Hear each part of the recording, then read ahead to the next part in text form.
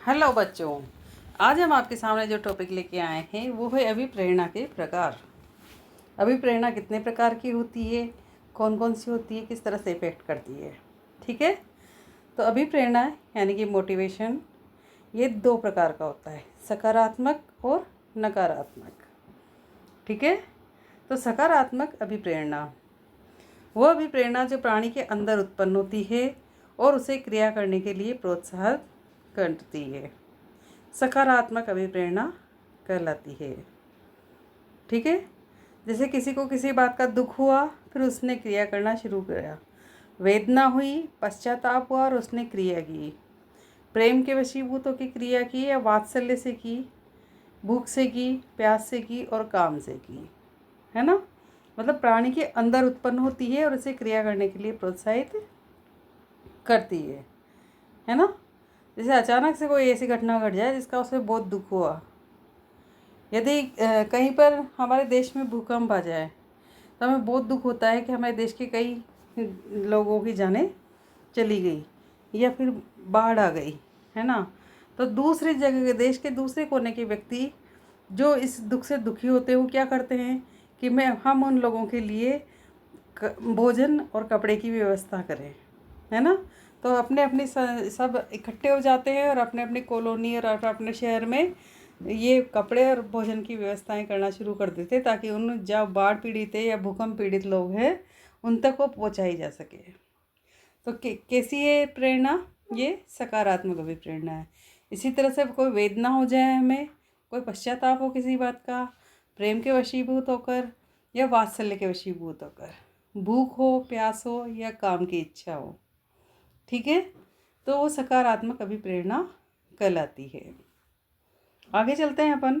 नकारात्मक अभिप्रेरणा वह अभिप्रेरणा जो प्राणी को बाहर से दी जाती है और प्राणी को क्रियाशील बनाती है, जैसे प्रशंसा, पुरस्कार, निंदा। यदि व्यक्ति कोई काम कर रहा है ना, और काम करते वक्त हमने उसे कह दिया शाबाश तुम बहुत अच्छा काम कर रहे हो, तो उसके अंदर एक एनर्जी बनेगी और उस एनर्जी से वो दुगनी शक्ति से काम करेगा, पूरा मन लगा के काम करेगा। ठीक है ना। और यदि कोई काम कर रहा है और हमने उससे कह दिया अरे ये तो बेकार है, अच्छा नहीं है ना, तो हमने क्या किया, उसको हतोत्साहित किया। ठीक है ना, क्या किया, हतोत्साहित किया, निंदा की उसका अरे तो बेकार है, ये नहीं होगा, तुमसे नहीं होगा, बेकार है, अच्छा नहीं है, इससे कोई फ़ायदा नहीं है ना। इस तरह से भी, तो इससे भी व्यक्ति को फिर बहुत से व्यक्ति इसको ये ले लेते हैं कि नहीं नहीं मैं करके दिखाऊंगा, है ना, होता है ना ऐसा बहुत से। तो यदि हम पुरस्कार दें, फीडबैक दें किसी को, तो हम क्या करें कि हमने किसी से कहा कि ना तू 12th में बहुत अच्छे मार्क्स ले आना तो तुझे मैं एक घड़ी गिफ्ट करूँगा। तो ये है नकारात्मक अभिप्रेरणा कि मतलब उसने क्यों 12th में अच्छे नंबर क्यों लाया, पुरस्कार के लालच में। फिर जब भी वो काम करेगा उसके मन में एक लालच बन जाएगा कि मुझे पुरस्कार मिलेगा तभी मैं काम करूँगा।